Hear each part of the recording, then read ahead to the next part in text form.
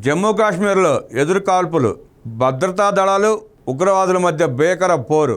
జమ్మూ కాశ్మీర్లో మరోసారి కాల్పుల మోత మోగింది. కుల్గాంలో భద్రతా బలగాలు ఉగ్రవాదుల మధ్య భీకరంగా ఎదురు కాల్పులు కొనసాగుతున్నాయి.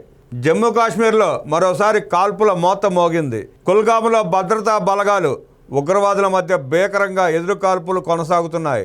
భారత్లోకి అక్రమంగా ప్రవేశించేందుకు ప్రయత్నించిన ఇద్దరు ఉగ్రవాదుల్ని భారత్ సైన్యం ముట్టబెట్టిన కొన్ని గంటలకే తంగ్మార్గ్ ప్రాంతంలో ఎదురు కాల్పులు జరుగుతున్నాయి. ఎన్కౌంటర్లో ది రెసిస్టెన్స్ ఫ్రంట్ కీలక కమాండర్ భద్రతా బలగాలకు చిక్కినట్టు సమాచారం. ఘటనకు సంబంధించి మరిన్ని వివరాలు తెలియాల్సి ఉంది. నిన్నటి పహల్గాం ఘటనకు పాల్పడింది తామేనంటూ ది రెసిస్టెన్స్ ఫ్రంట్ ప్రకటించుకున్న సంగతి తెలిసిందే.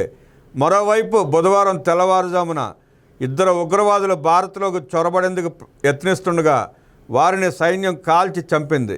ఎన్కౌంటర్ అనంతరం భారీగా మందుగుండు సామాగ్రి, ఆయుధాలు, పాకిస్తాన్ కరెన్సీని భద్రతా బలగాలు స్వాధీనం చేసుకున్నాయి.